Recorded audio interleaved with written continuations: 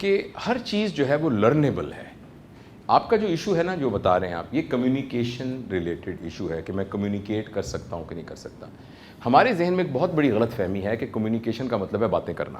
If I am a good communicator, اس کا مطلب میں بہت بولتا ہوں. اگر میں بہت اچھا کمیونیکیٹر ہوں تو اس کا مطلب یہ ہے کہ میں بہت اچھا دوسرے کو سمجھتا ہوں. رائٹ. کمیونیکیشن جو ہے وہ ایک لفظ سے نکلا ہے کمیون, جس سے کمیونزم بھی نکلا ہے. کمیون کا مطلب ہوتا ہے سب لوگ اپنے ریسورسز کو اکٹھا کر لیں اور ایک جگہ پر پول کر کے پھر برابر برابر تقسیم, جہاں جتنی ضرورت ہے اتنی تقسیم کر لیں. تو جب ہم ایک سے بات کر رہے ہوتے ہیں تو جو آپ کے پاس موجود ہے ڈیٹا اور ورڈ ویو اس موضوع کے بارے میں, آپ میرے ساتھ میرے ورڈ کے ساتھ ہم شیئر کر لیں, دونوں کو ملا کے اب ہم دونوں اس کو استعمال کر لیں, اس کا نام کمیونیکیشن ہے. تو ہمارے ہاں کمیونیکیشن کی بہت غلط ڈیفینیشن ہے کہ جو بندہ بہت بولتا ہے, جس کی انگریزی بہت اچھی ہے, جو بہت فلوئنٹ ہے, وہ بڑا اچھا کمیونیکیٹر ہے. کمیونیکیٹر وہ ہے جو ایک سچویشن کے اندر دوسرے بندے کی بات کو اچھے طریقے سے سمجھ سکتا ہے. لہٰذا اگر آپ ایک انڈیویجول کہیں کہ میں کیا کروں, تو آپ یہ کریں کہ سننے کی کو پہلے لے کے آئیں, بولنے کو بعد میں لے کے آئیں. وہ کہتے ہیں a wise man always ends the discussion and a foolish man always starts the discussion. کسی بھی محفل میں, کسی بھی پنچایت میں جو فیصلہ ہوتا ہے وہ ہوتا ہے جو آخری فقرہ بولا گیا ہوتا ہے, جو آخری ورڈکٹ ہوتا ہے, جو جج نے اخیر میں بات کی ہوتی ہے وہ فیصلہ ہوتا ہے. جو پہلے بولا گیا ہوتا ہے وہ جو جرا ہو رہی ہوتی ہے وہ کچھ بھی نہیں ہوتا. تو جو کمیونیکیشن کا کمزور آدمی ہوتا ہے نا, وہ اپنا سارا کچھ پہلے ایگزاسٹ کر دیتا ہے, اور جو عقل مند آدمی ہوتا ہے وہ اینڈ میں اس سارے ڈیٹا سے لے کے فیصلہ کرتا ہے. تو اگر آپ مجھے ون ایڈوائس کہیں, ایک تو آپ جس وقت کوئی بھی ڈسکشن ہو, آپ اگلے بندے کو سمجھنے کی کوشش کریں اپنے آپ کو سمجھانے کی بجائے.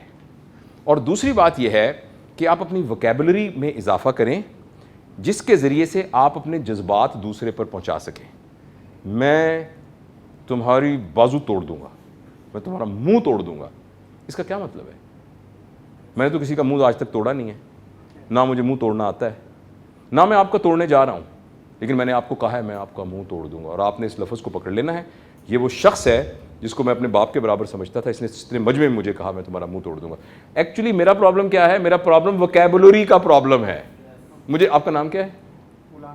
مجھ سے یہ سمجھ, میرے پاس وکیبلری نہیں, میں کہتا ہوں غلام جیلانی تم میرے بیٹوں کی طرح ہو, میں آپ سے یہ توقع رکھتا تھا, آپ نے یہ توقع پوری نہیں کی, جس کی وجہ سے مجھے بہت دکھ ہوا ہے.